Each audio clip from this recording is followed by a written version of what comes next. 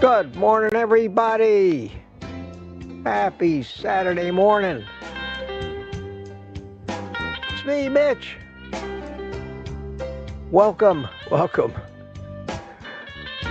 to Morning Coffee with Mitch. And as usual, my friends,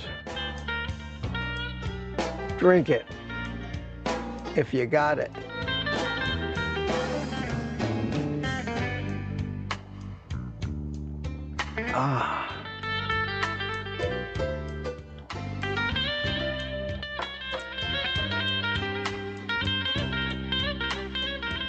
Okay, we're here. And I know some of you may have doubted it because, mea culpa, I went to bed early last night. I'd gotten up very early. I was very tired. I'm still hurting from all the bruises all over me from my little plumbing adventure the other day, and I neglected to create the live stream last night. Now, I know so many people love diving in the night before. I know it puts up a chat that's a vehicle for you guys to talk to each other. And I woke up this morning. I actually didn't even wake up till 6 o'clock. At 6 o'clock in the morning, get up, I take a look at my cell phone. First thing I see is an email from Cliff Medina. It says, "Where the hell is it?" I'm paraphrasing. So before I even did anything, bleary-eyed, I ran into my office and created this live stream. And guess who was the first one in? Yes, you got it. Anyway, it's flattering, Cliff, that you're on top of this, and I do appreciate, and I certainly, but I did get another email. Yeah, no, it wasn't an email. It was in a comment on yesterday's live stream, I think. Where is the live stream? Anyway, sometimes that happens, but unless I'm down and out somewhere, before 8:30 in the morning, that thing will be up there. Something that you can count on, I hope. At least as reliable as one person can be in this world. So good to see you all. Good to see you. It's Saturday morning, little overcast here. Nice day. As soon as I'm done with this live stream, I will post the link for this afternoon's 3 p.m. live stream. So hope to see you there. We're going to have a panel this afternoon. Everybody, private community and everybody else is welcome to come into the panel. Let us meet you. Let us put a face to the name. We always have a great time. Saturday afternoon today at 3 p.m. I'm also about ready to mix up my next batch of electrolytes. And I'm going to film this, and I'm going to try to make it much easier to follow, less confusing, more of a distinction between grams and milligrams and the pre-mix mixtures, and had a lot of questions the last time, even though so many people have successfully put that thing together, and it works great. Works great for me. So I'm going to refilm it, put it out there. I doubt I'll get it out today, but probably tomorrow afternoon. You can look for that if you're interested. If you're interested in saving a ton of money if you take electrolytes and mixing your own. But they're not flavored. So it may leave a lot of people out who still have a tiny little bit of their addiction for sweets, pushing them towards flavored electrolytes, which I think is most people who take electrolytes. Okay, let me start off real quick, because even though it wasn't available for you to chat it until 6 something this morning, that didn't slow you guys down. Didn't slow you down at all.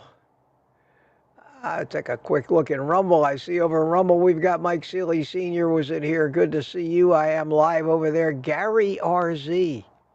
Gary RZ, how you doing, Gary? Good to see you.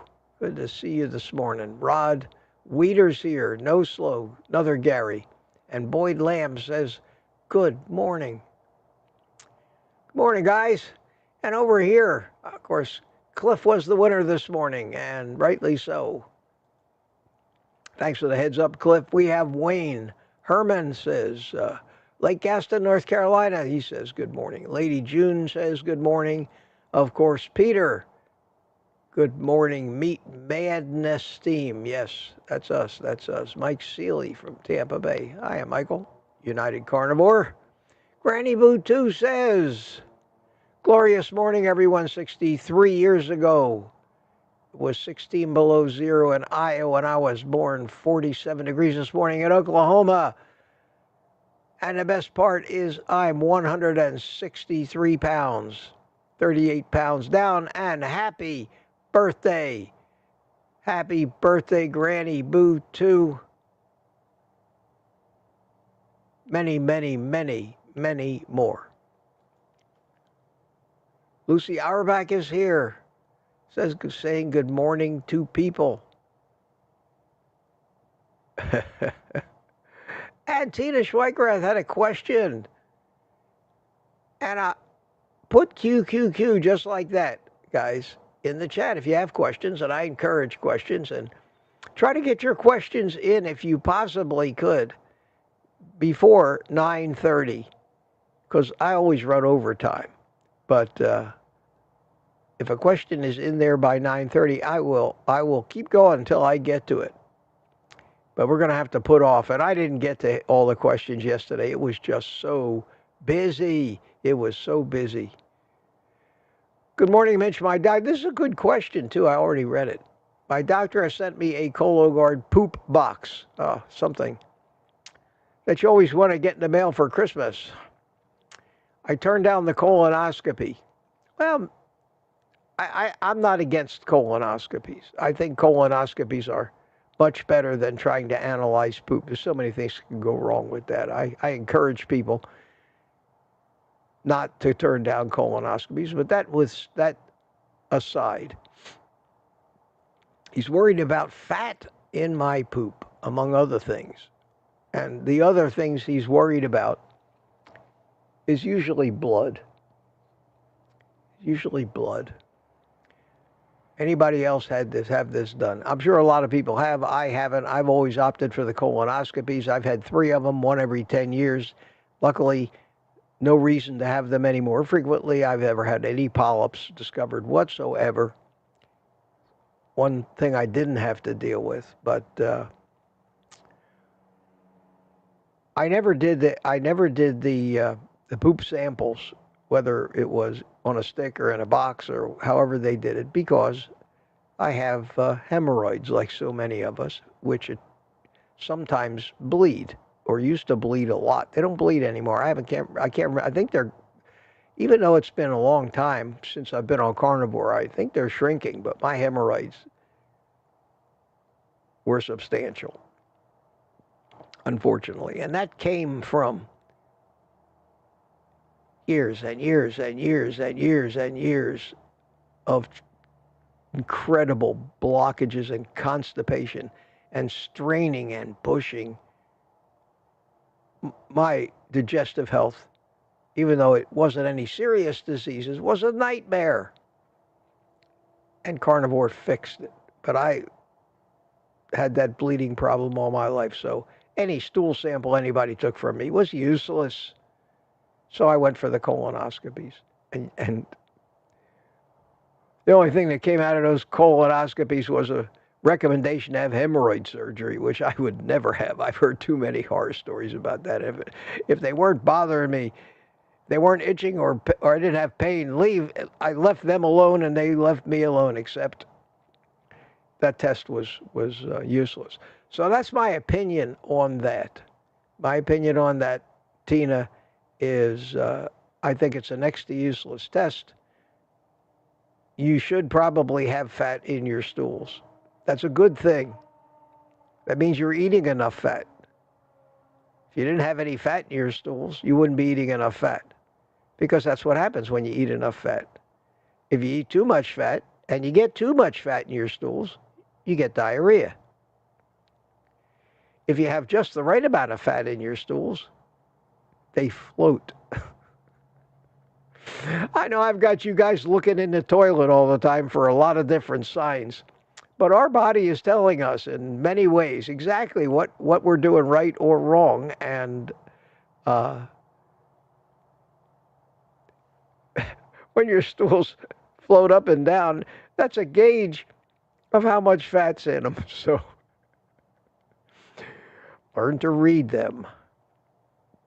Anyway, great question. Great question. And I hope that answer maybe clears up some of the doubts that some people may have. And these are things that took me a long time to discover.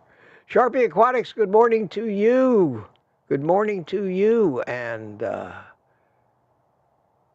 looking for new people. Tina Schweikerath again with a question. Maybe I didn't write the question right. Oh, no. Has your doctor sent you a poop box because he's worried about fat in your poop? No, my doctor. But that was a great explanation, though. So you can't say that stuff too often. At any rate, Tina, no, nobody ever sent me one. They used to want me to. It didn't come through the mail. They gave me a thing with a stick. It must have been 30, 40 years ago. They wanted to analyze it, and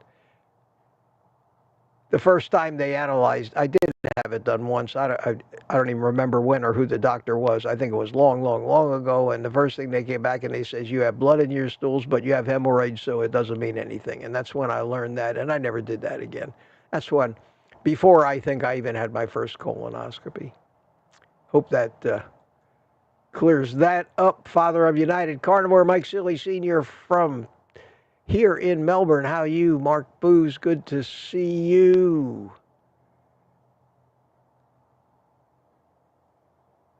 Lynn Gerber.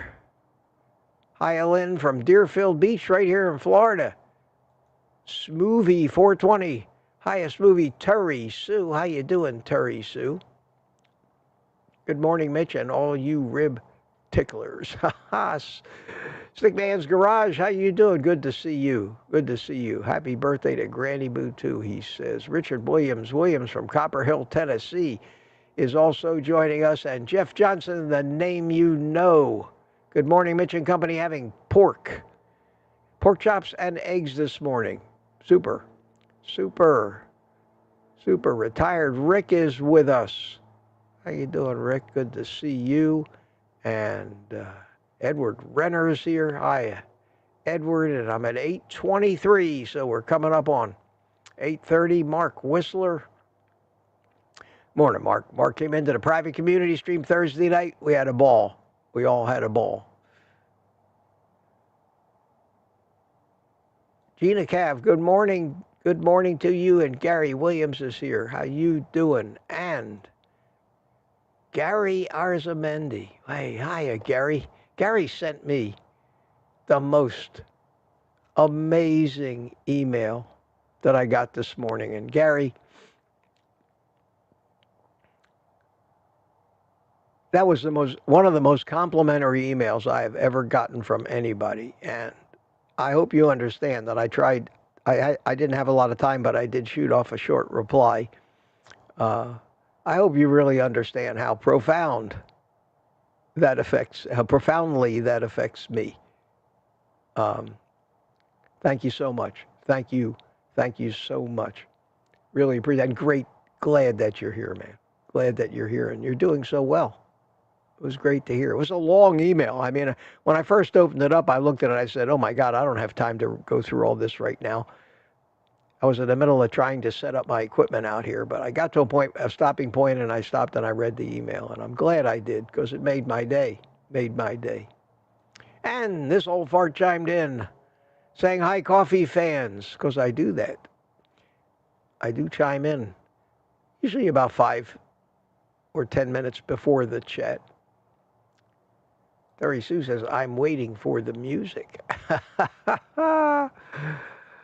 And here's another question, and we're coming up on 8:30, meatitudes. Let me take a look at it real quick. Why do my hands sting when I touch some meat? Wow, I have no problems eating meat, just cannot touch with, I have never heard of that. I've never heard of that, and I would have no idea unless you have cracked hands and very dry, sore hands. Do your hands sting when you touch anything else other than meat? Wow, that's weird. That's weird. I wish I could even have a clue to that. Maybe somebody else that's in the chat here in the community has had that same problem and can throw an answer in there that might make sense, but I am dumbfounded by that one. Wow. Denise Kink. Hey, Denise, how you doing? Good to see you this morning. And Aaron is here. Booby Goats. Everybody's shooting for 8:30. Aaron, you missed. You were so close. So close. Gary, you were even closer at 8:29. But the winner, the ringer of the bell this morning, Tom from Tampa, Viking 442. Congratulations, Tom. You've won. You're not quite as lucky as that Californian that won that 1.2 point something billion dollar lottery yesterday, but you are lucky in our eyes. Thank you. Thank you. And congratulations. Retired Rick also chimed in at 8:30. The T-Wave. Theta Wave. How do you pronounce that? Theta Wave. Good morning from Ocala, Florida. Hey, good to see you. Ocala, you live up there with the horses. Oh, yeah. Dixie Scott, good morning. How you doing, Dixie? Good to see you. And I will break off from this after I get to the end of the 8:30s because we are already almost 20 minutes in. But it's not a waste of time. We get to visit. John Camilleri, how you doing, John? Good to see you. And who else new? We had Steve. No, Sean. Sean Shively chimed in at 8:30. And Gary back in again at 8:30. And Smoothie at 8:30. And Mark Booz. Hi, Mark. How you doing at 8:30? Don Schonger was right on the bell. Graceful Lily. Good to see you. Lori was at 8:30. All these people were jamming those things in there right at 8:30. Sandy Blythe, how you doing, Sandy Blythe? Good to see you. The Ta Wave, Theta Wave. You're going to have to give me a clue. Put a comment in there. I hope I see it that spells it out phonetically, if you would. And Lizzie was at 8:30. No, Lizzie, 8:31. Just missed. But good to see you, my friend. Good to see you. So I will break off there, and when I get, I'll have to say hi to Nikki, too, and Carolyn. Loves Elvis forever. And that's it, I think. I think that's it. Who else was new? Lat chimed in, and I will break it. I will break it there. Okay, let me, Turamir. I got to say hi to Turamir and Marla Kelly. How you doing, Marla Kelly? This could go on forever because new people always start coming in. We will stop it at Marla Kelly at 8:32, and we'll get down to business here. Let me get my show notes out here. Of course, I told you to put the QQQ in the question. And what kind of morning would this be without a shameless plug? If you feel the burning need an irresistible desire, a craving of the highest priority to buy me a coffee to say thank you, Mitch. We appreciate what you do for us. Here, my friends, is the link. And thank you. Thank you. I appreciate it when you do. And I'll try to keep up with it today and acknowledge anybody that does.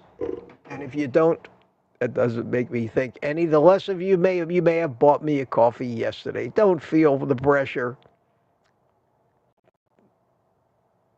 I've had a lot of people do that, and I appreciate every one of them. And doesn't have to be a daily thing. So, but if you are overwhelmed by the urge, don't let me stop you. Let me put it that way. Okay, enough of that shameless plugs. Besides, you all know about my Amazon links, and you're using them a little bit, but about normal, so keep it up. I appreciate it. This morning, I was watching the news like I always do. See, look at this, Gary, just so you know. I mean, these are my show notes, and right here, Gary, for Gary Arzamendi, I have a note to say thank you for that email this morning. So that's how much I appreciated it. The absurdity of the morning on the morning news. The absurdity of it. And let me pull up these pictures here. Let me pull up these pictures.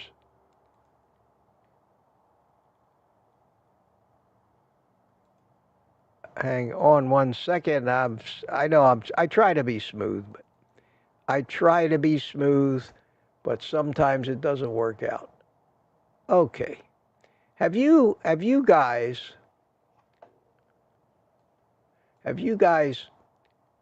heard of football games? I know you've all heard of football games, but these two football games in particular.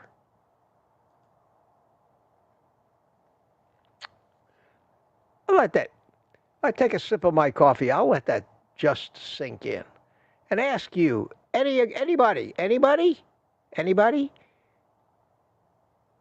see the irony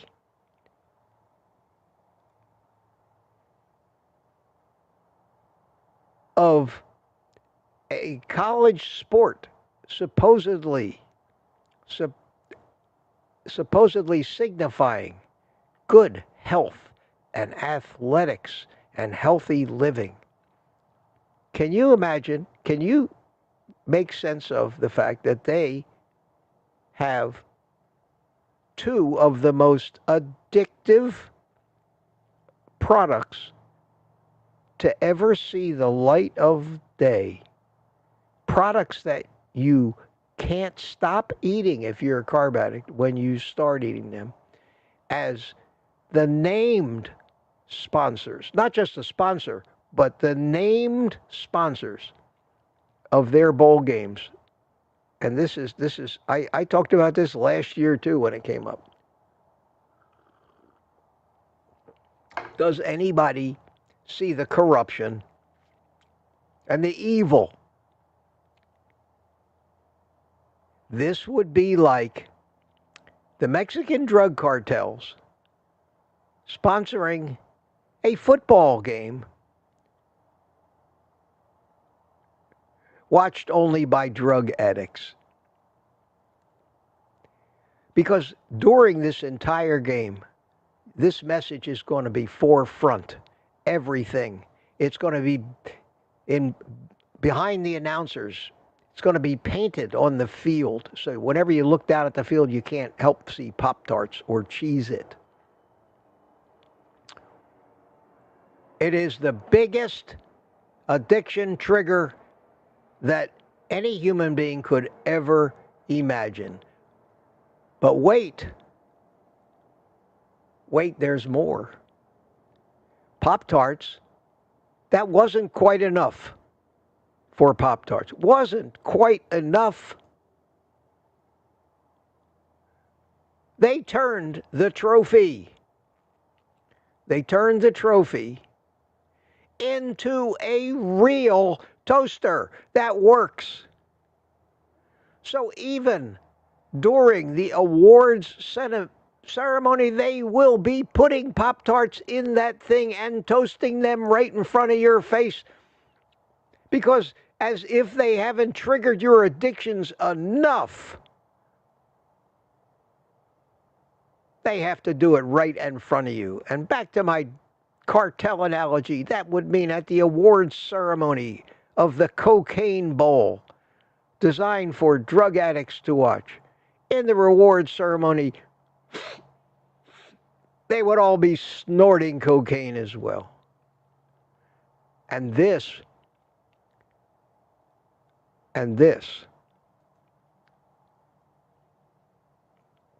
is what we've come to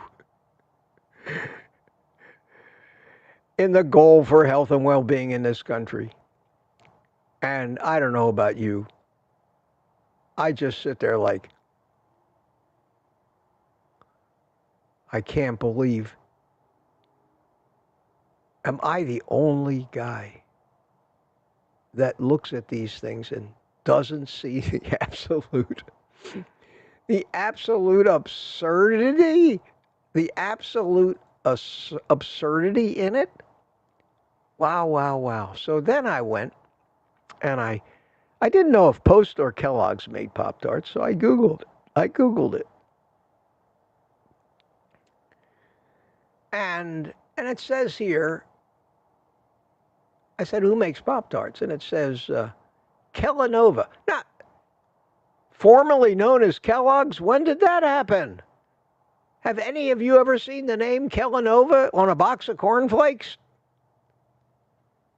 Evidently, Kellogg's is now Kellanova. Who the hell did they team up with? I'm curious. I'm going to have to find out about that. They make Pop-Tarts. And then they go through the whole thing. And there was a question down. Who invented Pop-Tarts and why Pop-Tarts? Anyway, who manufactures? There was a question about it. Is there anything bad about Pop-Tarts? And wait a minute. Who makes Pop-Tarts? How much do Pop? No, but I did find in another chat that I did,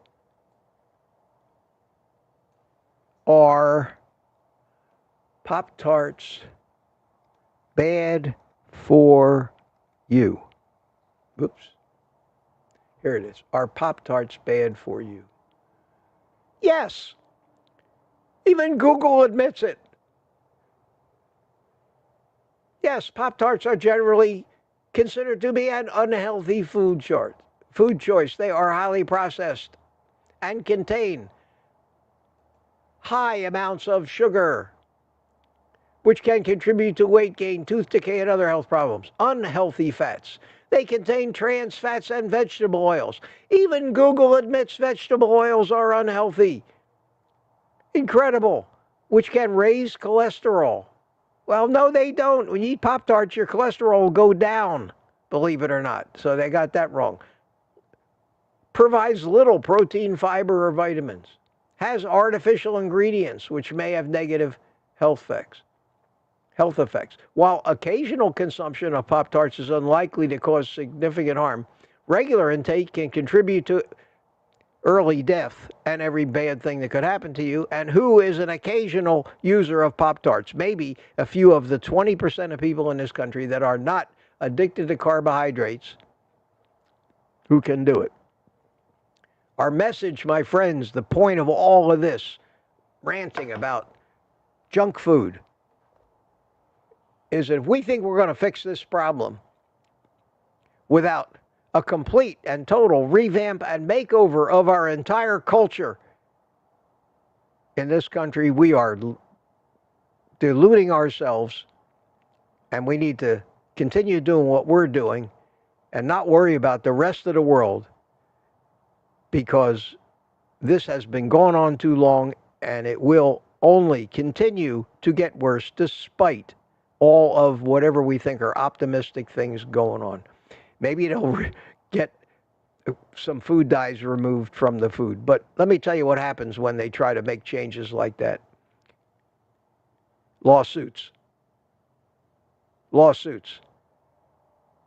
Anytime somebody makes a law that costs a lot of people money, and the people that it costs money are the richest people in this country, like the big food companies and pharma companies, they hire the best lawyers on the planet and they file lawsuits, and that law cannot go into effect. Some judge will issue a stay on it, and it will take years and years and years and years just to litigate it without even a guarantee that they'll actually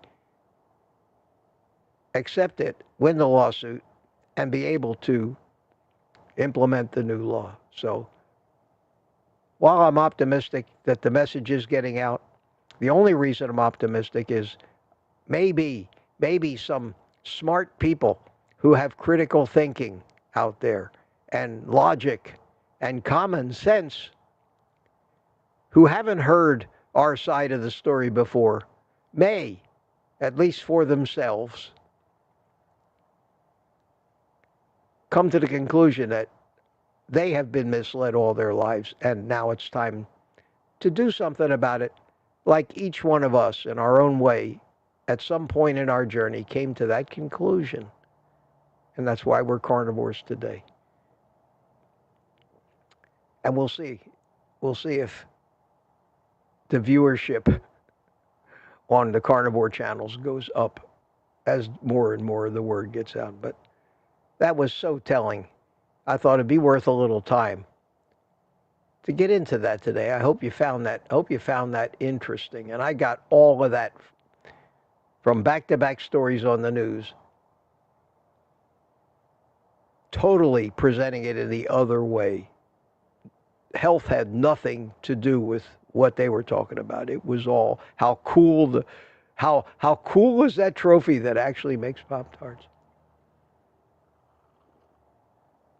And God, if they didn't on the news actually show Pop-Tarts popping out of that toaster football. Oh, okay. I kind of blew all my time there with that this morning for the notes. I saw, it's a shame, Greg Gumbel dies at 78. Greg Gumbel was kind of a pioneering sports announcer. Whenever I see stories, it wasn't the fact that Greg Gumbel dies, it was the fact that somebody died very, very, very close to my age. And those stories always hit me. Just a quick note about the drone nonsense. And you know, we had that drone show here in Orlando a week or so ago where this little boy got injured hit by a drone, had to have open heart surgery. There's stories about him every morning on the news. But this morning the story said that the company, which is one of the bigger companies that put on these drone shows, the company that put on this drone show, the FAA suspended their commercial drone license. They're out of business. I don't know if any of you have any idea what it takes, the technology involved, the investment involved, the time and effort. These drone shows are great, but anybody that thinks in a real world nothing can go wrong has never had their car break or their TV go out. This is all electronics. What you've got hundreds and hundreds of drones flying up there autonomously based on signals and radio controls that they get from computers who choreograph the show, and usually they're fantastic. If any of you have ever seen one of these drone shows, it's awe-inspiring. But they rely on GPS, precision GPS, because they're maintaining formations where they may be just a foot or two apart. And that requires very expensive drones because of the level of the RTK GPS technology they need. And the FAA has been investigating this drone failure that injured this little boy. And their thoughts turned towards a malfunction of GPS. And that makes a lot of sense. But what malfunctioned? Was it the government satellites that malfunctioned and caused this? Or was it the GPS in the drone that malfunctioned? More than likely the GPS in the drone. But there are other people who are responsible for things in this chain of technology that other than the drone company that's flying it. There's the manufacturers, everybody else. And the takeaway I took from them pulling the license was all these companies that think they want to do drone deliveries and have ruined the drone hobby for everybody and the model airplane hobby to clear the skies so that they can fly their delivery drones, deliver tube socks to remote areas of Arkansas, Amazon and those. One of these days, my friend, one of your drones is going to have a malfunction, fall out of the sky, hit somebody. I wonder if the FAA will pull Amazon's license to fly delivery drones. I wonder. I already know the answer to that. It's no. It's no. They'll make an example of this poor drone show company trying to do good things and put them out of business. But Amazon, they get too much money, too much lobbying, too much corruption from these big organizations. The FAA would never do that. Again, pointing out the hypocrisy and corruption in this entire world that we live. What a great note. I know that's not uplifting, but I just had to comment on that. Okay, enough of that. Enough of that. Let me. I think that's enough of my show notes for this morning. Let me start answering some of your questions, although I actually already did. We already talked about a couple questions in the poop department, always an area that we visit every once in a while. But first, my friends, throw my coffee link back in there. You know what this means. Let's get this show on the road here. And excuse me while I fire up my cigar. 153 people. Good morning, everybody. Good morning. Good morning. 16 over Rumble. I hope that all that stuff I talk about in the morning, the observations that I hope that stuff is interesting or entertaining for you. I guess it might be. You're hanging in there with me. Try to make it a little different every morning with something to talk about. And sometimes in answering the questions, we get some great questions. We get some great questions, and some of them I even turn into clips. And I've got a little backlog of those clips I want to put out from some of the little speeches I get into answering your questions. So keep it up, guys. Keep asking me those questions.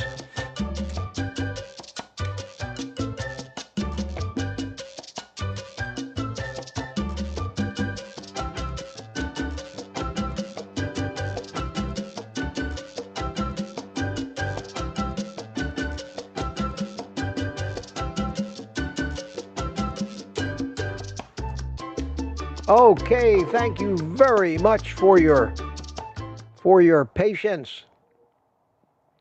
I appreciate that. And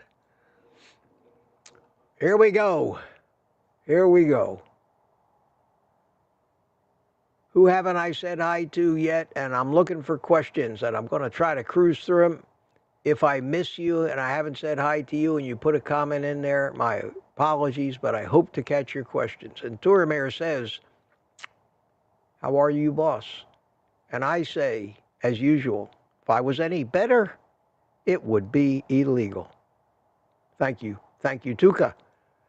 And Anna Korzawa, good morning. She says hello.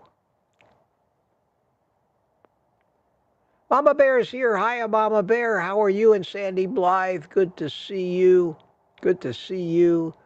Who is this? Ketra Naylor, good morning to you. Good morning, Ketra. And Laura's here. Good morning, Mitch and everyone. Cabby chimed in. Hi, Cabby. How you doing? Foggy weather in Jacksonville. Yeah, it's a little overcast here. I don't have the sun in my eyes today. I did put up a little key light, so it lights my face nicely, as well as the lights in the ceiling fan above my head, and I have a remote here. And let me see how this looks if I turn them off. Maybe it'll be more cinematic. Let me turn off.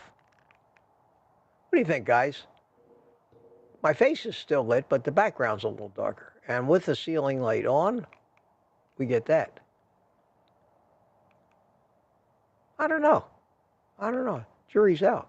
I'll leave it on for now, but if you think it looks better with it off, let me know. Let me know. Always going for professionalism ends, at least with what I got to work with. And that includes your host. Oh, man, Boyd. Boyd Lamb chimed in. Good morning, all. I think I said hi to Mark Booz, but if not, how you doing? Captain America superhero in the house. Steve Rogers, good morning from Kansas City, Missouri. Always good to see you, my friend. Always. Anybody new? Any questions? Looking. Who is this? Jay Haggard. Good morning, Jay. How you doing? Good to see you. Peter has a little something for us. I don't know what it is. I watched Dr. Kilt's interview with Michaela Peterson 2 days ago, a must-watch. Good. He says cancer, heart disease caused by plant sugars, antigens, toxins, fermentation, and excessive exercise. No shit. I didn't see that one. I didn't have that presented to me. I did get a Kiltsy interview with somebody else yesterday, but since I already know all the things that they're going to say, I don't spend my time watching things that I'm already aware of, unless I think it contains something that might answer a question that I have. Tammy Pop-Tarts is here. How you doing, Tammy? Good to see you. Scott Evans chimed in. Hiya, Scott. And Peter's plugging Kiltsy all over the place.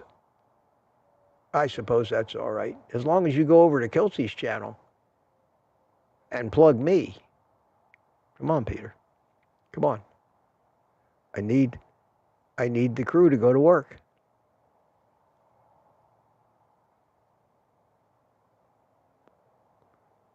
Roger Farrell. Good morning, Roger. How you doing? Morning, Mitch. I'm considering sous vide, but I'm a little concerned food cooking in plastic. Okay, that's a great question, even without the QQQ. See, I do read these things, even though they don't have a QQQ. See? See, I told you. First of all, so much of this is alarmism. So much of it is what plastic? Cooking in what plastic? Not all plastics are the same.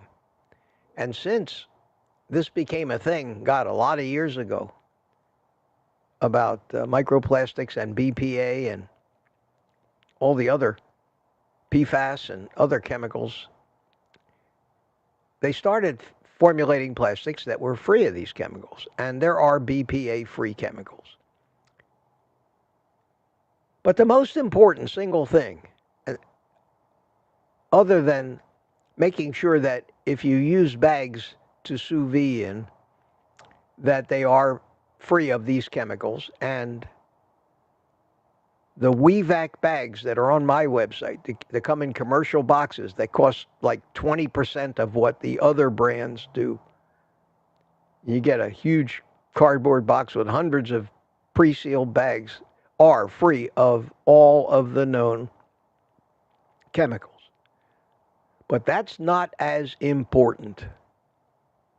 Not as important as learning that when the plastics are not hot, the chemicals are way less likely to leach into whatever's in or contained within the bag or bottle. That means if you buy some bottled water that has labeled in a plastic bottle that says BPA free, it's probably okay. If you freeze anything in your freezer, vacuum seal it and freeze it in a plastic, even if it's not BPA free.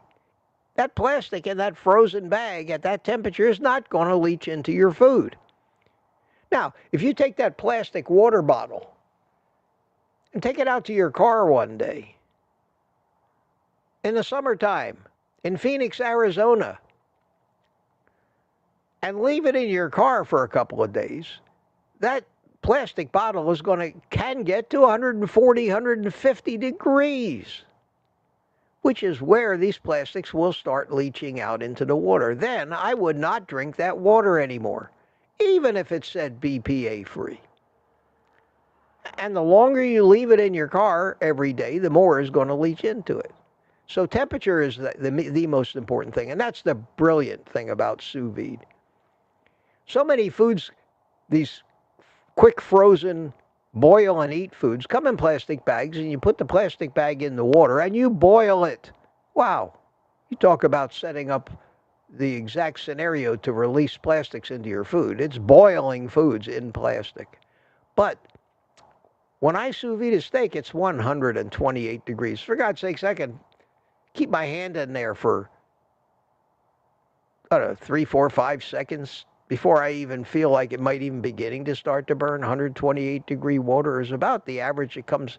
It's even lower than the average it comes out of your hot water tap in your house. Find BPA-free bags. Keep your sous vide temperatures low.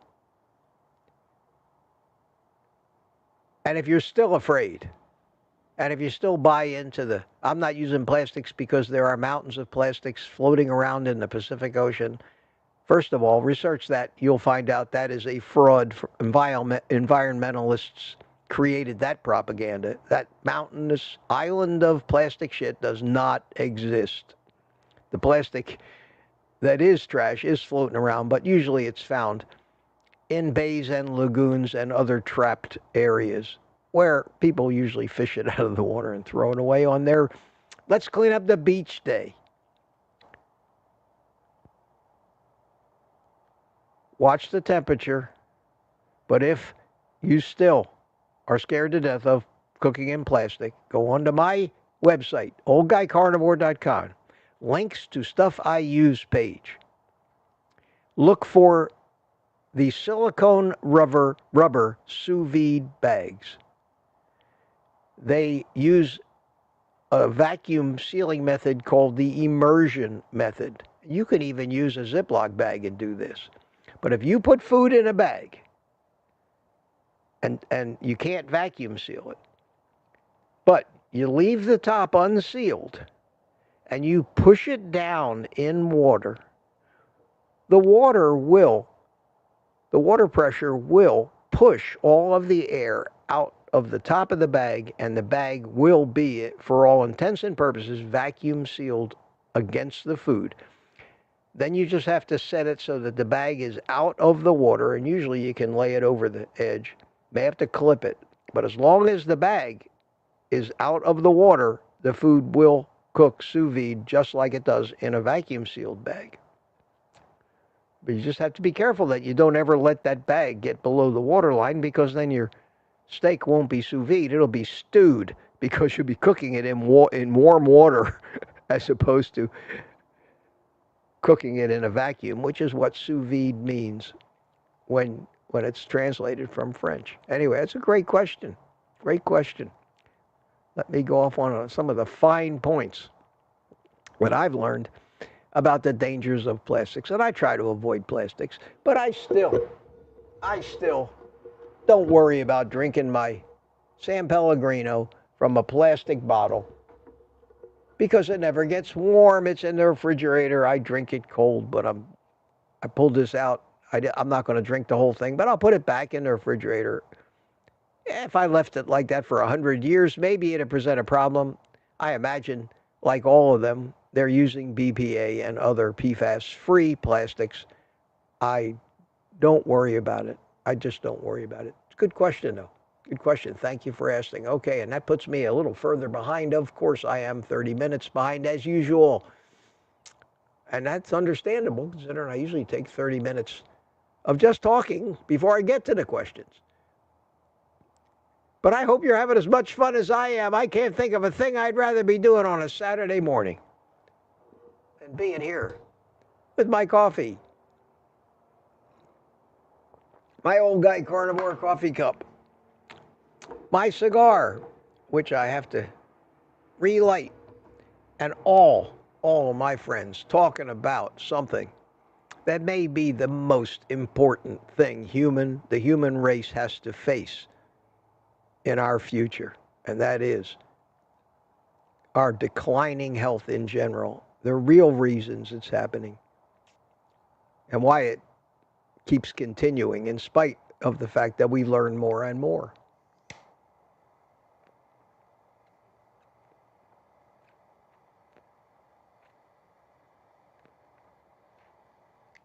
And I think, in addition to that, the overarching reason that we're all here, because we already know, or we're finding out, the fact that we're here, we're finding out how we've been misled. And and we know we should be doing this, and we're finding it's challenging. And we feel alone, and we feel like oddball outcasts. And we need reassurance. We need to know that we're right. We need to be convinced that we're right. We need to gather more and more information to be able to brush off that propaganda coming from what are supposed to be smart and reliable sources, like the entire medical community. And we need to keep doing what we're doing, and being here every day is good. It's support for me too. And answering these questions and reassuring everybody that you're doing the right thing, trying to figure out if people aren't doing it right, exactly why, letting you know why you're right, which is as important as knowing that you're right. And having what amounts to a Carboholics Anonymous meeting where we can, judgment-free, put a question in there that says, I screwed up yesterday, I ate this, I ate that, I'm ashamed of myself. And throw it out there in the public square like they do at Alcoholics Anonymous meetings. And get the support and the love and the encouragement from, right now, 158 other people. You know, I look at my live stream here and it's like 158 people. That's a lot of people. If we were all in one room, it'd be a crowd. And I look at guys like Ken Berry that have thousands and thousands of people, most of them there that try to sidestep their doctors and actually get medical questions answered. And all the questions that Ken Berry gets in those live streams generally are full of numbers, blood test numbers. And that's great, and there's a use of that, and you can learn a lot, and he's got a great live stream. But with that amount of traffic, with that number of people watching, he cannot do what we do here. You cannot have an Alcoholics Anonymous meeting with 3,000 people in it. All you'd have there is a mob and crowd. So it's a double-edged sword for me. I say to myself, wow, I would really love to have this grow to thousands of views. I'd certainly make more income on YouTube, but then it wouldn't be the same. It wouldn't be the same. And it's actually better this way. I think it's better this way. And I can get to know all of you over time. And Ken Berry doesn't know anybody, or very few, of the people that come into those free live chats. Now, you join his private community, that's a different story, but he's got 6, 8, 10,000 members of that too. It's great. It's great. But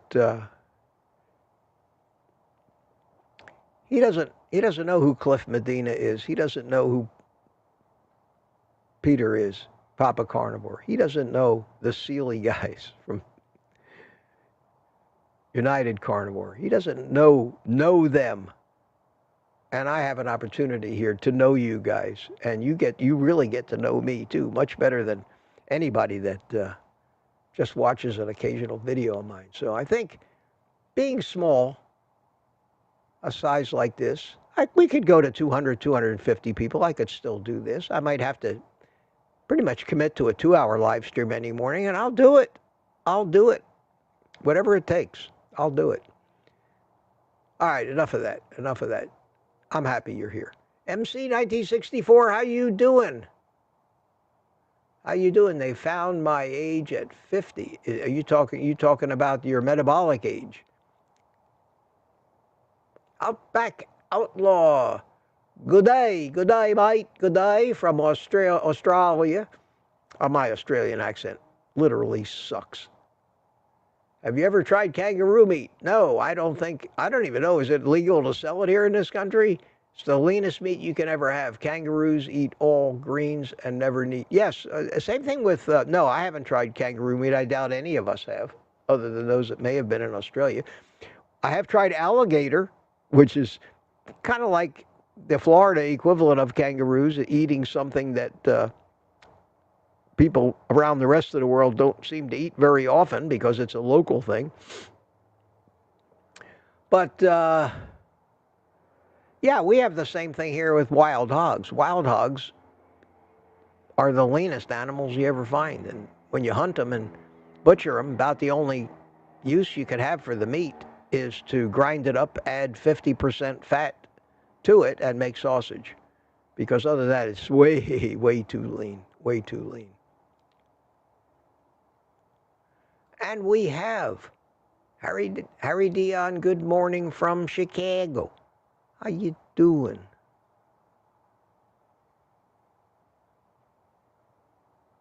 Looking for questions. Looking for questions. Wow, my behinder. The hurrier I go, the behinder I get. Yeah. Yep. Dixie, poop talk first thing. I know. But it is, after all, something we got to deal with. Most of us, constantly. Between the poop talk and the pee talk, two of some of the best gauges for us to read that we're doing it right or not. So, oh man, who else? I'm looking for questions, and I'm also looking for people I haven't said hi to. There you go. I see some QQQs. It's Gary. Gary, do you still use the wooden plate? I do when I eat a steak. I do. I love it. And I use that big, sharp knife. It's just something primal about it. You know, we are, and it's not just for no reason. It's not just for no reason. Why the hell do you think people go camping? Why did my friend Jonathan just spend a night out by himself in 20 degrees out in Alaska, away from everybody, testing out his new camping gear, doing a solo overnight, trying to be carnivore on top of it on his Bags Packed Family channel? And if you go to Bags Packed Family and look for a video he released a few weeks ago about his solo camping trip, it's amazing. He hikes out there in the middle of nowhere, finds a spot in the snow, and goes camping. Why the hell would anybody want to do that when they have a nice warm bed and a kitchen to prepare their food and all the modern convenience? Why? What's the draw? What's the draw? Back to nature. Back to what we know. In our deepest genetic memories. Back to the fact that there were advantages to that. Lack of stress. Get away from it all. Turn off the noise. Turn off the constant barrage of aggravating, transactional things that make your phone go ding all day long, that we got to deal with it, interrupt us. Tranquility, peace. Take a good book with you. Jonathan took my book with him. I thought that was great. That's the allure that camping has for us. And we can get a little bit of that, Gary. We can get a tiny little bit of that feeling of eating with a big-ass knife, man, because men like knives. It just brings out that primal warrior in us. It takes us back. And eating off of wood, they used to eat off logs.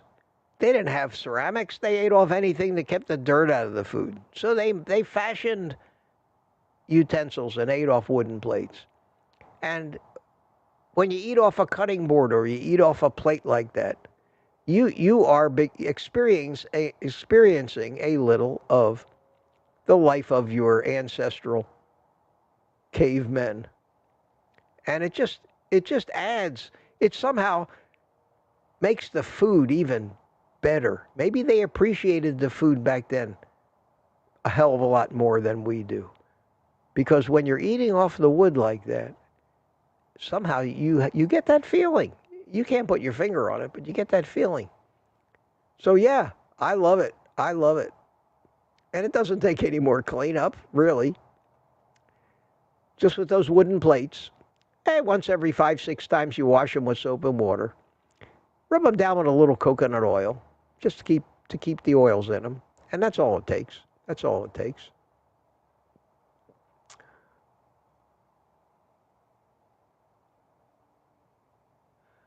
And Larry Ryan, how you doing, Larry? Good to see you. Good morning from another one from Chicago. That's how they say it, isn't it? Chicago.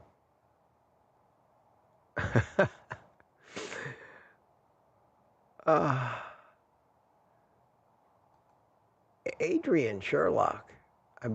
I've been following from Australia for months, but how is this my first hello? Well, Adrian, I hadn't recognized your name. And thank you for following, and thank you for chiming in, and welcome, welcome, welcome. We have Rick Walker from East, wherever that is. Oh, it's Tennessee with an A in front of it. Okay. Peter bought the wooden plate, and I'm going to have to start going faster, guys. Time flies. Tempest fugits.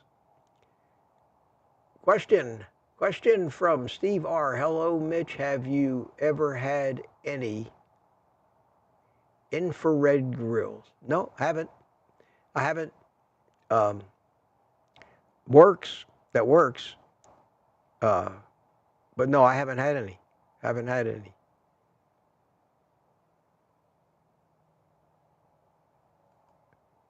Boyd Lamb, how you doing, Boyd? And looking for questions here. Here's somebody that hasn't chimed in yet. Simpson Johns. Wow, what a British sounding name that is. Simpson Johns. Good morning. Good morning to you. Kim Appreciates Life is here. Hiya, Kim. Good to see you. I haven't seen Ellen yet this morning. Hux222, good morning. Have you tried, put QQQs in front of these questions, I'll see them. Because sometimes I have to go fast enough where I don't even get a chance to read what you said. Have you tried extended period without coffee? Yes, I have. It made no difference. Coffee and cigars are my, basically, two simple pleasures I allow myself. I do that because I see no dangers or hazards or health effects from either of them. That's my story, and I'm sticking to it. You still got to live a life. Still got to have something that relaxes you, that you enjoy. We can't all give up everything. What the hell use is living if you're living a miserable life of deprivation on all fronts?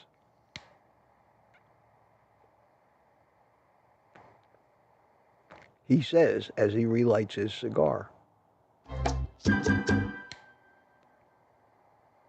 Of course, the music just ended. But it always starts again. That's the good thing about happy music. That's the good thing about happy music. It keeps happening. Yes. We are up to 100. We have 144 people. Evidently, 10 or 20 of them got bored and went home, but that's okay. Carolyn Loves Elvis Forever has a question. Anyone know how to get a 15-year-old to eat meat? My daughter is the fussiest eater on the planet. Well, the only ways that I could think of would be draconian and you'd never get away with it.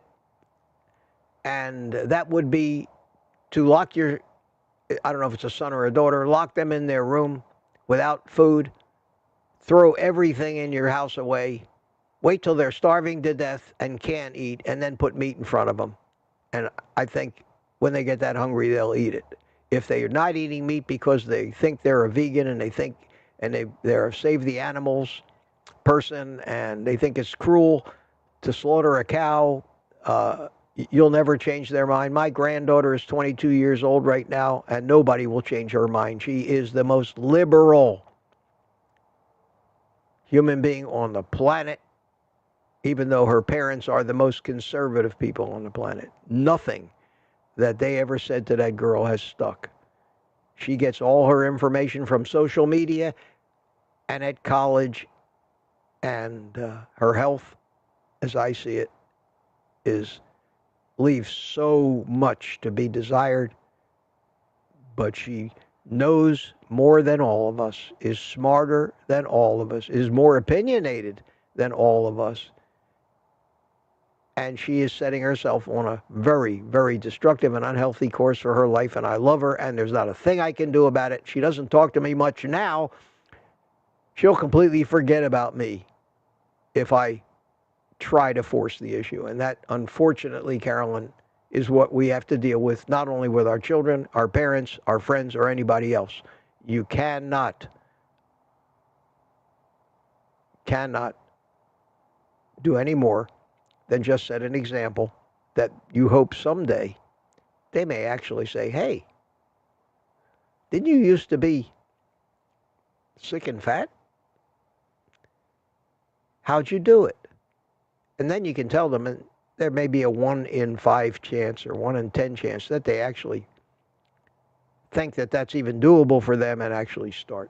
So one carnivore at a time, but only those people who come to it, not people that when we take it to them. Tammy Pitarch, Adrian put a question in front. Is it possible you're not eating enough? I'm sure Mitch can help you. And more info, weight, height. Okay. Yes, Tammy, evidently somebody asked a question I didn't see about maybe losing too much weight or something, but I've answered that many times, and I'll look for the question, and if I didn't get to it, ask it again, whoever asked it, with some QQQs in front of it.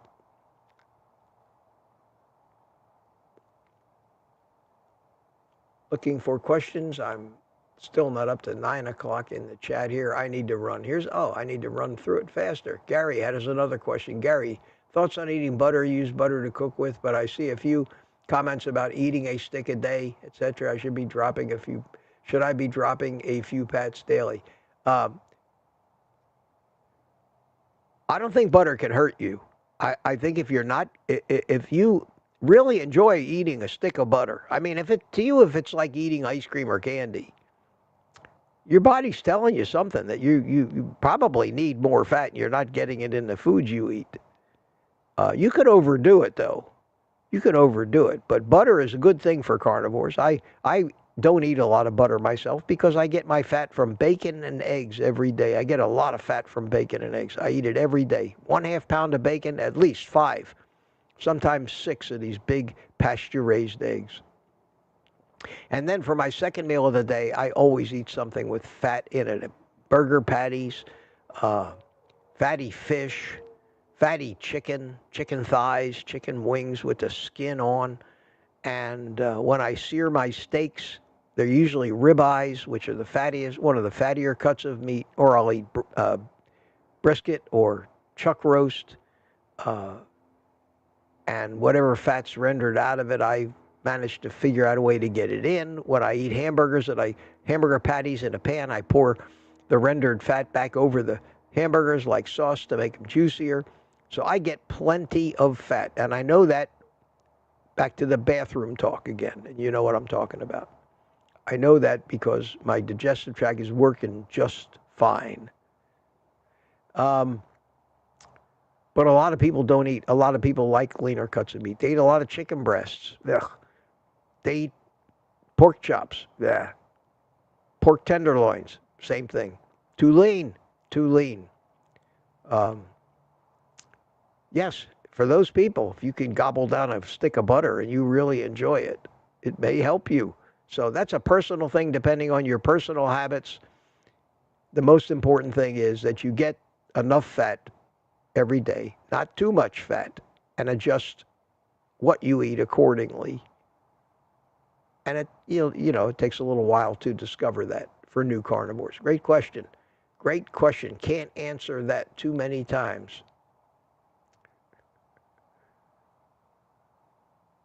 All right, I really would love to read every one of these things, but some of these comments that you're putting in are only relevant to what I was talking about 30, 40 minutes ago, so I won't go back to those things.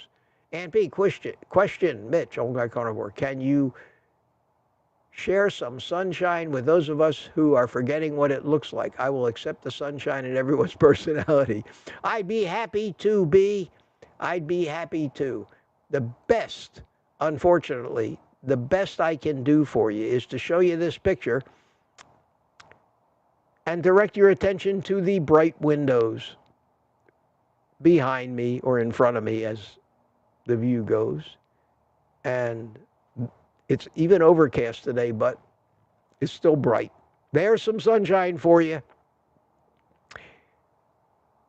I could play that old song, My Girl, I've got sunshine on a cloudy day. Maybe that'd help you out a little bit. But I'd love to. I'd love to. Hey, people are talking back and forth. Question here. Boyd Lamb says, would you clarify your advice to throw away the bathroom scales? Surely. I think he means surely. But he's still living in the airplane. You all remember the movie Airplane? Surely you can't be serious. I am serious, and stop calling me Shirley. That's Boyd. I know Boyd pretty well by now. Surely you mean only doing that in the beginning so as not to be discouraged initially and not forever. Absolutely, Boyd. Absolutely.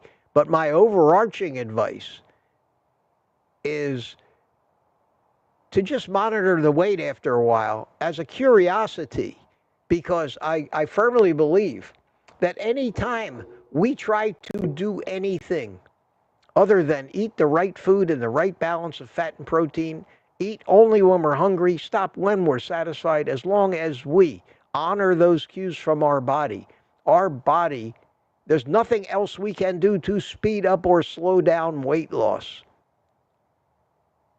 Because we want to lose 30 pounds, because we want to be able to wear a bathing suit in 3 weeks when the beach is open.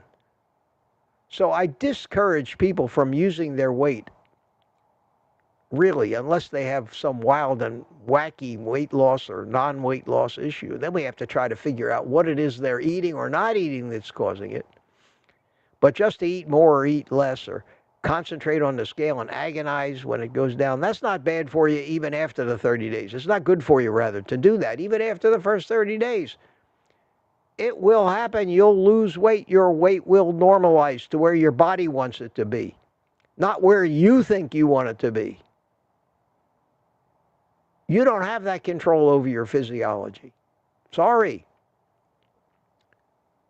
It will be what it will be. And that what it will be is based on how much damage you've done to it through your entire life and how close to getting it back to optimal you can. There'll probably, for those of us that are older, there's going to be things about our body shape that aren't going to change. It's taken too many years for that shape to develop. But you're going to get better, and you're going to get thinner, and it is what it is. But you're absolutely right, Boyd. You're absolutely correct. That's part of my recommendations for the first 30 days. After 30 days would be a good point to step on the scale and write that number down and let that become the base point for monitoring any future weight loss. Most of us, if you just forget about the scale, the clothes will just start getting looser. You'll have to start doing more shopping. Scale might not even change. Maybe you're putting on muscle while you're getting rid of fat. Use the tape measure. That's a much better indicator of whether you're succeeding than the scale. And the scale can go up 2, 3, 4 pounds up and down every day just based on how much fluid you happen to be retaining and how much unejected matter is sitting in your colon. So, yeah, good question. Good question.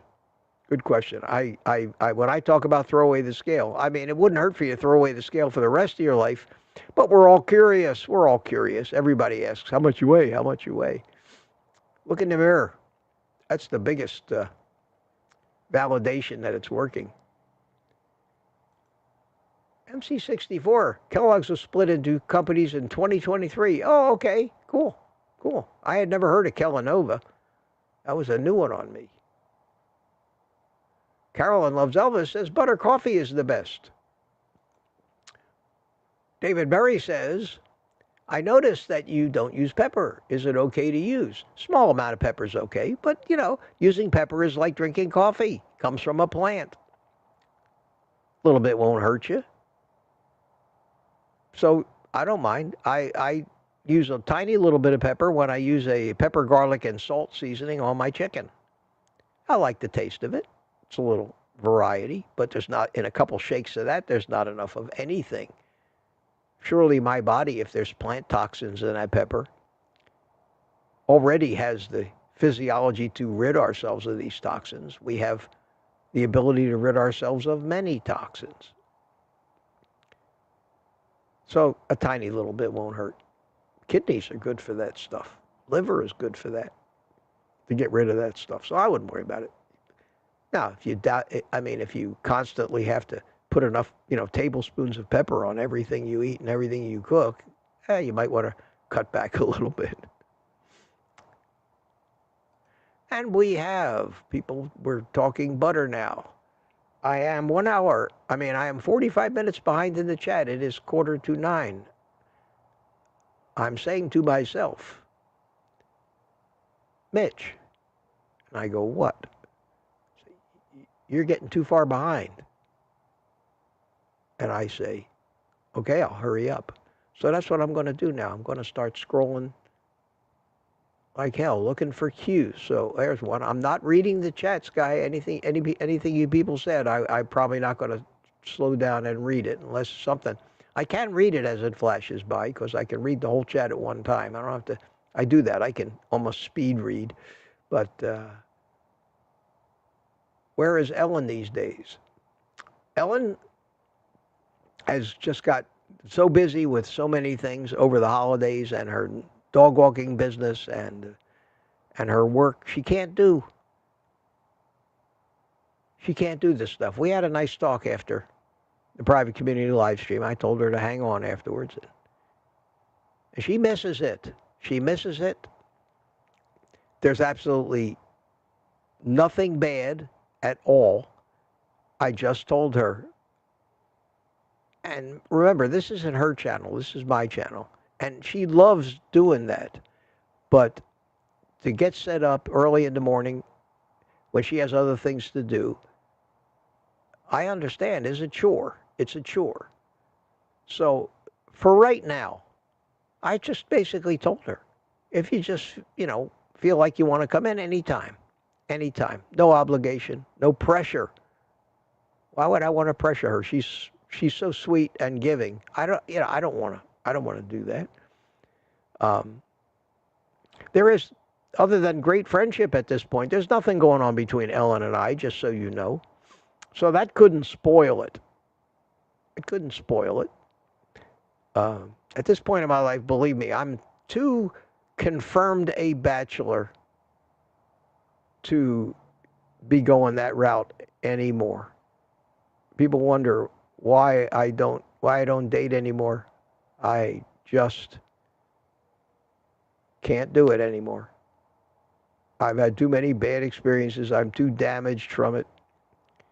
And I find it better not to have to answer to anybody, do whatever the hell I want. And I've decided that's what I'm going to do for the rest of my life. Now, will I ever hook up again with a woman? Nobody can say never to anything. Is it likely? No. So that is not why Ellen is not here, and I know a lot of people were thinking that. And I would be thinking it too. But she's just, over the past few months, she's just taken on all of these things, especially this commitment to dog sit. Because when you dog sit, it takes up all of your time. You got to go to their house. You got to be with the dog. You got to walk the dog. She tried to do a couple of live streams from there and it was just the internet connection wasn't good. Something was wrong with it. So we love Ellen. We all do. And she'll pop up in here, up in her penthouse from time to time, I'm sure. And most often we'll see her in the chat. But obviously today, there's something going on. She can't make it. She can't make it. She may still chime in before we're done. So that's what's happening to Ellen for inquiring minds that want to know. And you know I don't hold back. I mean, I'll tell you the real truth. I'll talk about my love life if I have to, or lack thereof, just so there's no misunderstandings about anything. Terry Sue never liked frosted Pop-Tarts. Lucky you. Lucky you. Those things are horrible. But they're right there and you can grab them. And how many parents? How many parents? I saw when I did this Google search, do you know how many Pop-Tarts were sold in this country last year? In the year 2022 was the data they had. In the year 2022, Google this if you don't believe me. They sold, and I'm going to estimate the number that I saw, but it was very close to, and I think I got it exact. I think I remember it, $973 million worth of Pop-Tarts. That's $1 billion worth of Pop-Tarts alone. And that's a drop in the bucket compared to the dollar sales of all of that sugar-laden addictive crap that people buy. $1 billion of Pop-Tarts? We are spending trillions of dollars a year on that crap going into the coffers of the companies that have caused this problem in the name of profit. How the hell are we going to fix that when we still let them sponsor football games to this extent?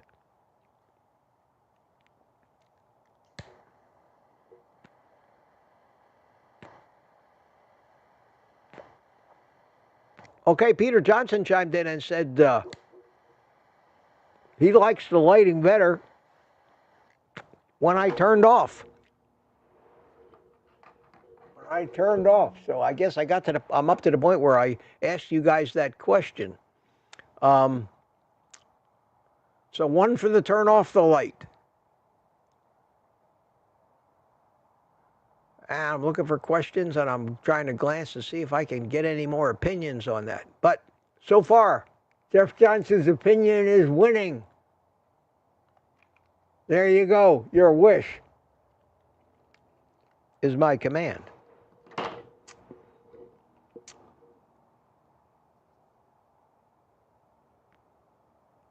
Oh, God. Questions. Been asking a few. Here we go. Retired Rick, how do I know if I need iodine? That's a tough one. The most common symptom of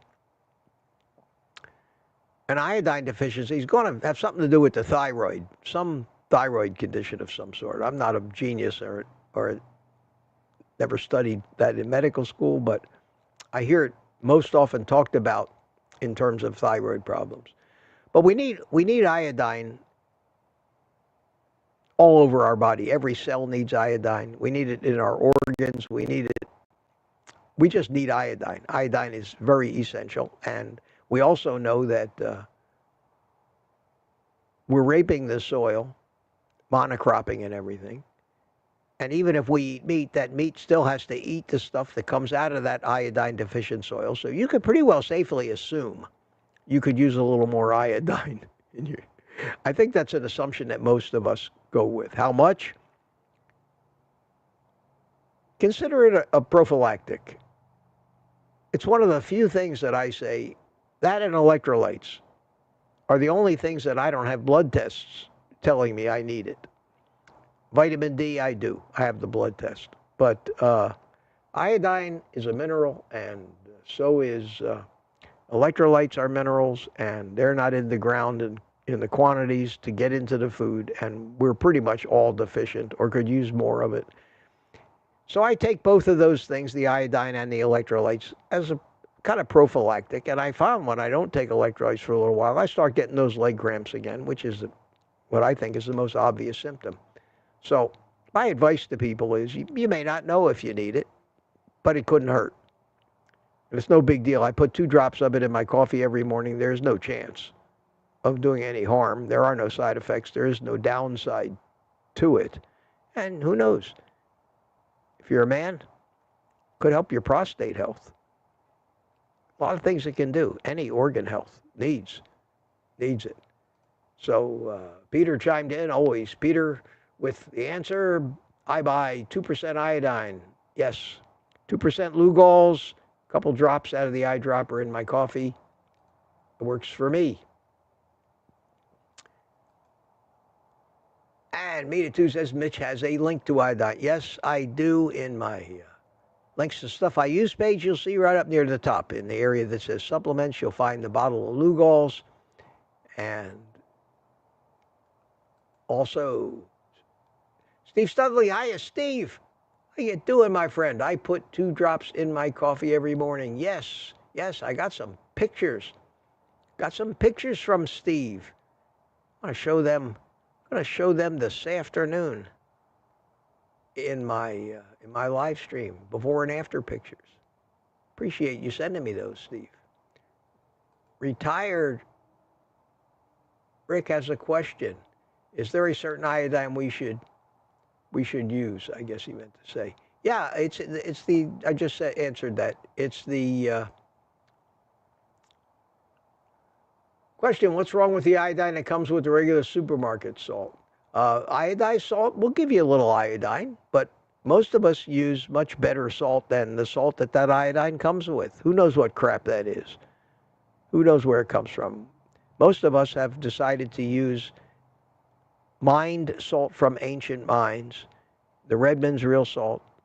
The link I have to the Himalayan pink salt, I've checked it out. It comes from, it's a legitimate. There's a lot of that stuff on the market that is not what it claims to be.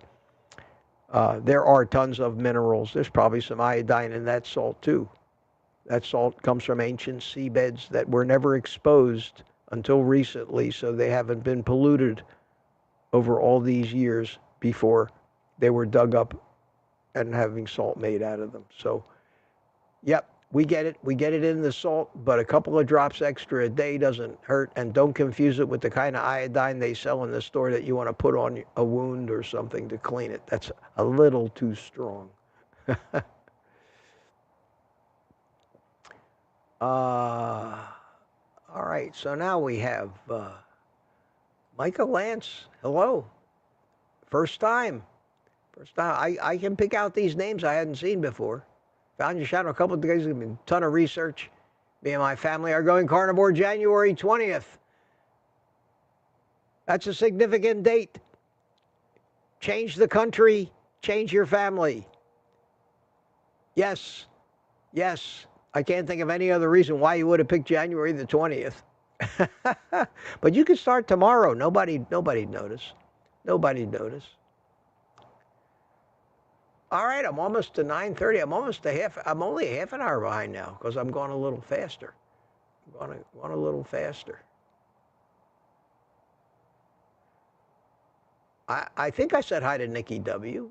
Somebody else just said hi to her. And I'm looking for questions. Questions. Mark Whistler, do you have to heat your wood plate with bacon grease or any? Treat your wood plate. I treat it with, you can rub a little bacon grease on it. I would rather use a liquid because it'll soak in. And even though I don't cook with coconut oil or eat coconut oil, I still have a jar of it that I've had for a long time because I used to fry in it. I used to like to fry fish in the coconut oil back before I decided I'm going completely animal fats a couple of years ago. And I still have it. And it's pretty well, if your house is somewhat warm, it'll be liquid at room temperature. And my house stays warm enough to keep it liquid. And I keep it in the pantry right over the stove, so it tends to get a little warmer up there than anywhere else. And I just take that and dip a paper towel in it and wipe it all over the wood plate every 5 or 6 times. After you can tell after you wash it whether it's the wood color starting to fade a little bit. And you just take a second and rub some coconut oil in it, or any oil would work.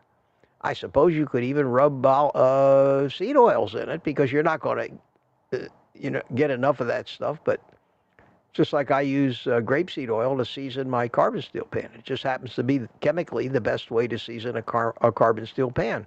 I'm not eating grapeseed oil when I cook a steak in that thing. It's been polymerized. It's been turned into plastic. It's now almost like a hard coating. But you could use almost any oil. Just make sure they're edible oils, Don't be using motor oil on there.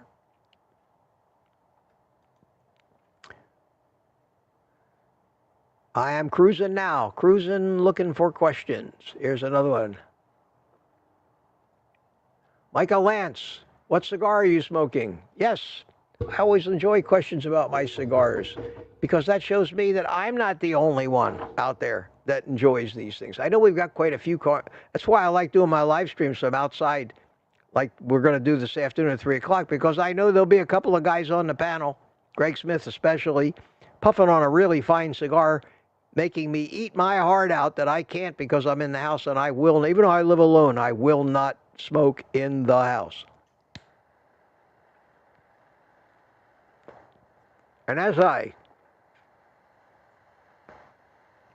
light the cigar, I'll answer that cigar question. This cigar is a Perdomo Fresca Churchill Maduro.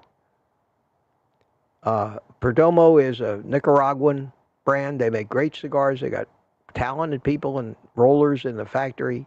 The cigars are built well. They're long filler. But they sell these. This is their kind of bargain brand. They sell these in bundles of 25. They don't come in fancy boxes. There's nothing fancy about them. They're just a good everyday smoke. They cost about $4. People go, $4? Wow, that's a lot of money. Yeah, this from a drinker who'll go out and spend $10 12 times in a bar at night drinking. 2 hours of enjoyment I'll get out of this cigar. To me, it's worth $4. Or I could go to the 7-Eleven on the corner, buy a small bag of Doritos for $4, and or even maybe a little bigger bag, and kill myself. If you think of how much money people spend on junk food in convenience stores and everywhere else in the course of a day, this is a healthier and much cheaper thing to do. Anyway, that's what I'm smoking here.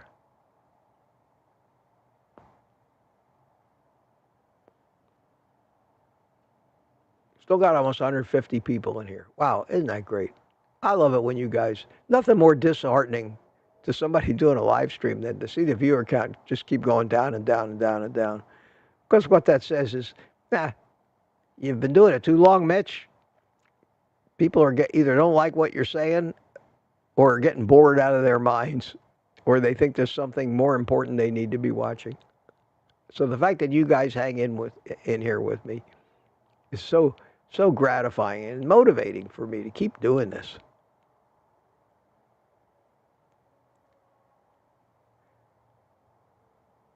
I can't even imagine if Ellen was in here today, how much chat we'd have. People talk much? Yes. Peter's been keeping everybody busy. Terry Sue, do you think carnivore diet reverses atherosclerosis, hardening of the arteries? Of course, my doctor says meat causes it, not sugar. Well, your doctor's a fool. He's either ignorant. There's only two reasons your doctor could say that. It's only two reasons. Number one, he's ignorant because he spends no time considering any of the new research coming out, or even the well-hidden information coming out of the government, of the AMA, when they said a number of years ago that saturated fat is no longer a nutrient of concern. And I just showed you the results of a study that just happened a couple of days ago that basically said that they found no difference in people who didn't eat meat, red meat, with those that did eat red meat in the amount of atherosclerosis that they had. And we know that's not true. Does it reverse it? I would imagine it can help.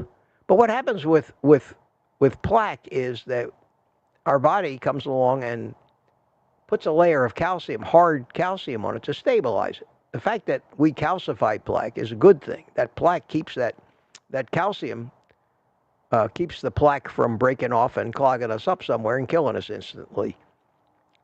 So most of the time, if you've gotten to the point where you have, maybe a little higher calcium score, maybe it'll reduce a little calcium. If you don't have a lot of calcium, it will might reduce your plaque a little bit. Your immune system may do it. It might, but it's hard to say. It's hard to say. It's a claim that I don't think anybody should be making. I think if we actually start doing some longer term studies on carnivore, and this is where the hard part comes in, you'd have to have somebody who has had expensive imaging, like a CT angiogram, which will show plaque, a calcium artery, a coronary artery calcium score only shows the calcium, but a CT angiogram will show. You'd have to have one of them done so you had a baseline, because how can you tell whether you have an improvement or you got worse unless you have somewhere to start? That's why we use a scale. We weigh ourselves before we start the diet, and then we have a baseline to compare it to. So very few people have had these CT angiograms anyway, and then you'd have to commission a study of some sort with a meaningful number of people who then have all had their baseline calcium CT angiograms, and let it go for a few years, 5 years. How long does it take? This stuff doesn't happen overnight. And if you could be sure, which you can't, that your participants were faithful to carnivore, and there were no confounders or anything else they might have been doing besides the diet, or they weren't cheating, that might account for the fact that they didn't get any better or got worse, then you can look at the data and maybe come to a conclusion that yes, this actually improves it. And the closest study we have right now to this that's ongoing is Dave Feldman's lean mass hyperresponder study. But he started with healthy people with sky-high cholesterols. And they did the CT angiograms in the beginning, but if I remember correctly, none of them had any significant blockages at that point. So they all started out pretty clean.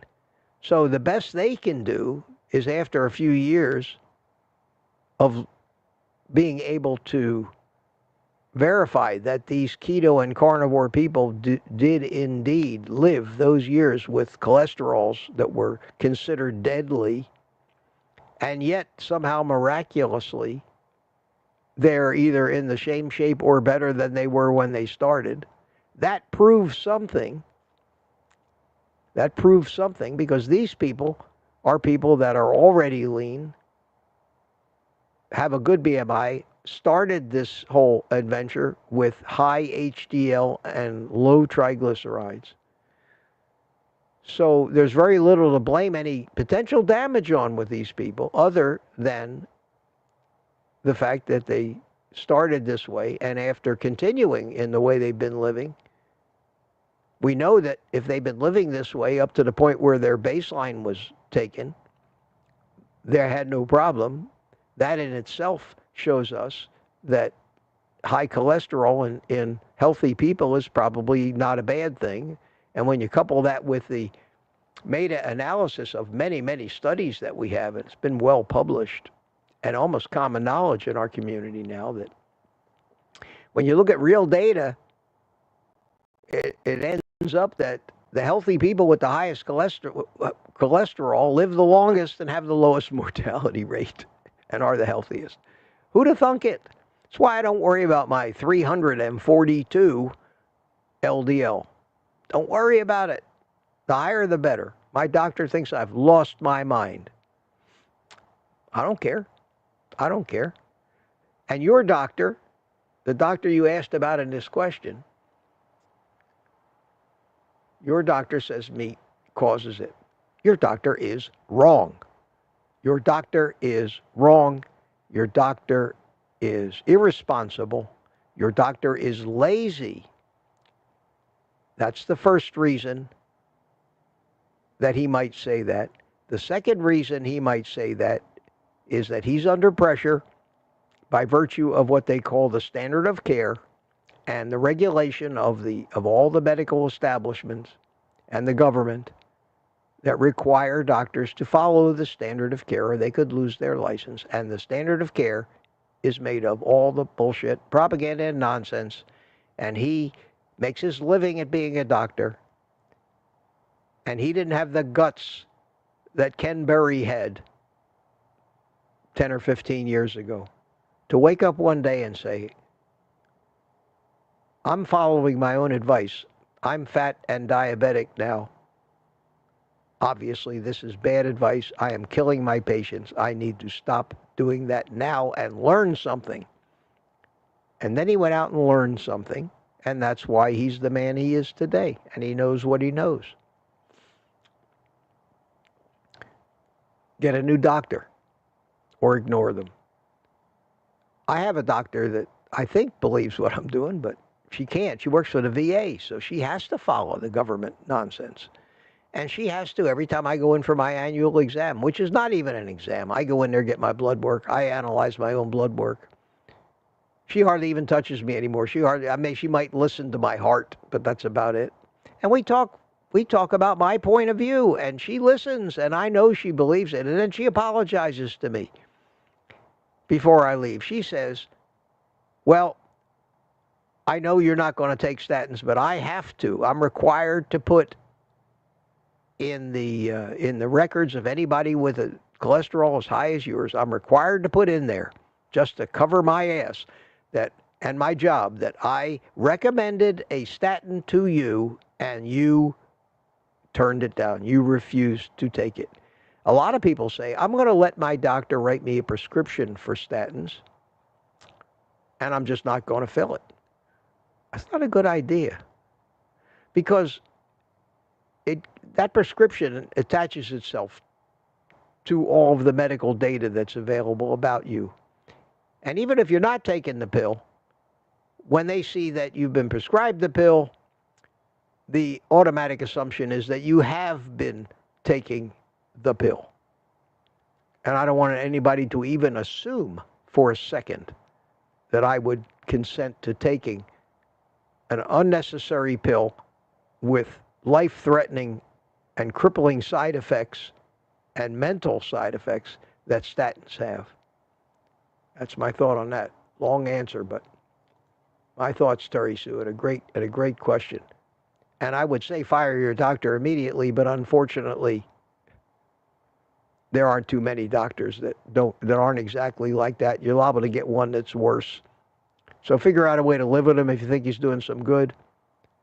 Find out a way to, hopefully you don't have to go see him as often or at all.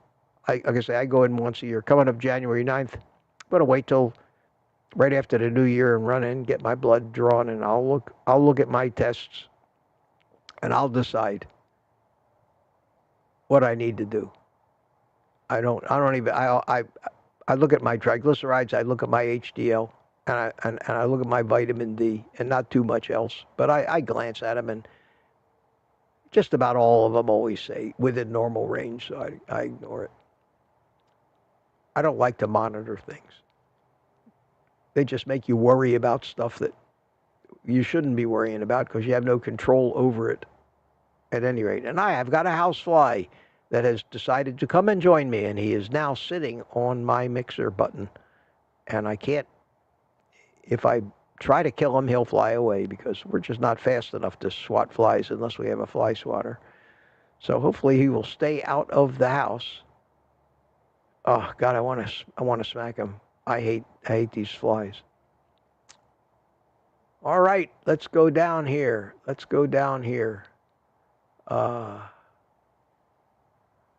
Looking for some more questions, and I'm at 9:41. I had asked you, please don't ask any more questions after 9:30. Let's see if you indeed. You may not have been here when I said that too. But I'm going to just run down here real quick. It's time. It's 1:15. Wow. Almost 2 hours. I'm going to run down here, and I'm up to 9:48 right now, so I'm still a half an hour behind. I got to just scroll through here looking for questions. I can't even read it when I scroll this fast, so I apologize if I haven't said hello to you or missed some word of wisdom of yours. Bill Cook says, what do you take if you are feeling under the weather like a cold? I don't take anything. I don't take anything. I'll say that again. Take anything. I seem to, if I even ever get them, they run their course quickly. I'm healthy. I don't take anything. The last drug I took was a pain pill when I had my kidney stone. And yes, I will take drugs. But even over-the-counter drugs, I don't want them in my body. Now, if I got to the point where I was so blocked up and everything was so miserable, I might consider taking a decongestant, but there's only one decongestant I would ever take, and that's those little tiny red Sudafed pills. I would not drink anything in a cough syrup or anything like that. I might have to reevaluate that if I was hacking my lungs up, but that hasn't happened to me, and I don't get that sick. I stay pretty even in that respect. But I'd be wary about just running to these over-the-counter drugs. Everybody seems to, based on the amount of that stuff being sold everywhere. Question, Elvis, is store-bought bone broth any good? Depends on the brand, I guess. It's not going to be as good as homemade, I would guess. There are some small companies that make bone broth, like there's small companies that make ghee that's made out of only so-called grass-fed beef and bones and supposed to be healthy, and it's going to end up costing you $20 a cup. That's up to you. I don't do bone broth hardly at all.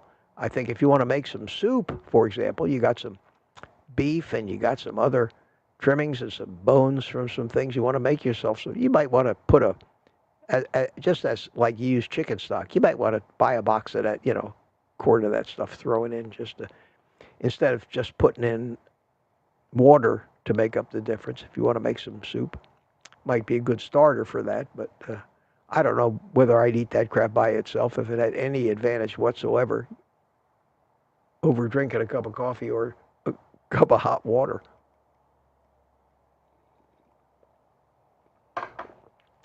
Evidently, this fly really likes the subject matter because he's driving me nuts here. Oh, but when I got a magazine in my hand to swat him, he will be nowhere in sight. Terry Sue says all doctors need to go back to school, I swear. Yes. I swear occasionally, too. All right, I'm screaming down now. I'm at 10:15. I am now almost there, almost to the bottom. Sherry Morgan woke up and chimed in. Hi, Sherry. Always good to see you. Always good to see you. Glad you're here out in California. I don't think Sherry's a morning person. And not everybody is.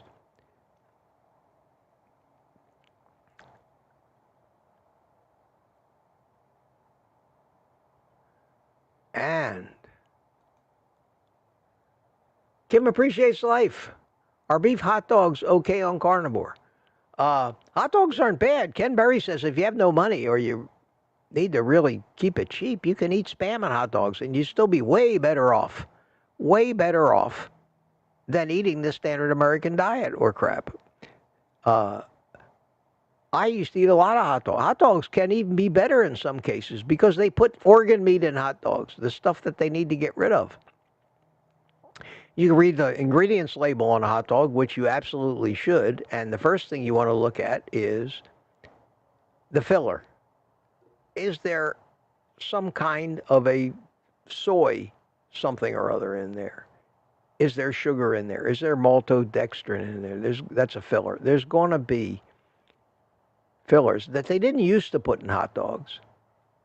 Preservatives and chemicals and all kinds of things that you might want to avoid. But the actual meat in the hot dog, and if they put beef, they'll put heart and kidney and liver. You'll see it. You'll see it in the label. That makes them good. That gives you a little head, head to tail stuff from an animal. But try to find those that have 0 carbohydrates on the label. That's the first thing you want to figure out. The serving size is normally going to be 1 hot dog. So if it has 0 carbs in a hot dog and doesn't have a list of chemicals you can't pronounce as long as your arm, yeah, hot dogs are okay. But they're going to have seasoning in them. You're going to get your plant seasoning. You're going to get generally plenty of garlic.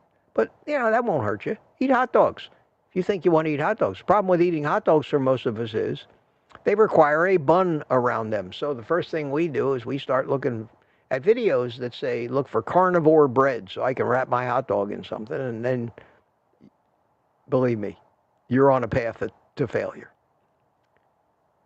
So I don't eat. I find I have enough other things to eat, so I really have stopped eating hot dogs. Same thing with sausage. There's a lot of great sausage out there. But they have adulterated these products over the years in the name of making them cheaper to manufacture, making them last longer before they're sold, and they've sacrificed certainly some of the nutrition and added so many dangerous things to it. Still got 141 people. Wow. And people are chiming in about the store-bought broth. And there's somebody, Terry Seuss, hot dogs have organ meat. Yes, they do. Yes, they do. But Tabby says good hot dogs aren't cheap. No, they're really not cheap, are they? They're not cheap. That's for sure. I did it.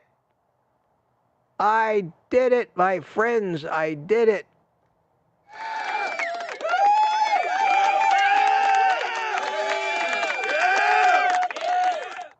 I did it. I made it to the bottom of the chat. I know. I hope I didn't miss any questions. I don't think I did, but I might have. That's great. This is now officially the longest morning coffee with Mitch in history. 152 people still here. And no, I'm not going to just sit here because I know I'm coming back at 3 p.m. Sorry, I have things to do. I have to start filming. I have to start filming my video about mixing my electrolyte mix again. Trying to make it simpler, more explanatory, and less confusing so you understand as you're playing chemist what you need to do. So I'll tell you what, that's great. That's great. But we're going to call it a morning. Thank you all for coming. Thank you all so much. Appreciate it. Always appreciate it. Last one in the chat, Bill Cook. Karen loves Elvis forever. Sherry Morgan's still here. Gary, it's good to see you this morning. Good to see you this morning. And glad you're still all chatting away. So what I'm going to do is I am going to give you 1 minute and 45 seconds to say goodbye to each other in the chat while I, again, relight my cigar, which I keep ignoring. Drink a little of my coffee. So have at it. Have at it. Say goodbye to all your friends. But we'll be back at 3. That's 5 hours from now. 4.5 hours from now. Holy cow. No rest for the weary.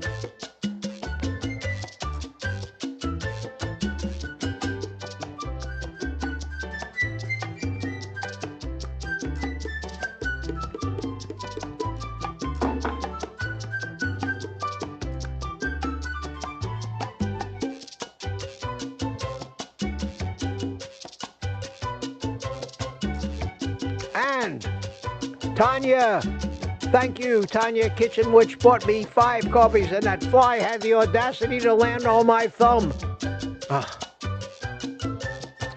Thank you. Helping and healing so many. She says, you have no idea. Thank you, Mitch. I have an idea because you guys tell me, and wow. That's what it's all about. Thank you, Tanya. Thank you so much.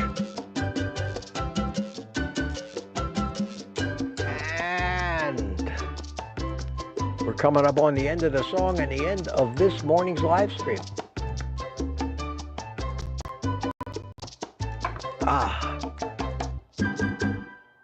Yes, sir. All right, my friends. Good to see you all this morning. Thanks for coming. We're almost 2 hours. Wow. Where did the time go? Holy cow. Like an instant. Everybody said their goodbyes, and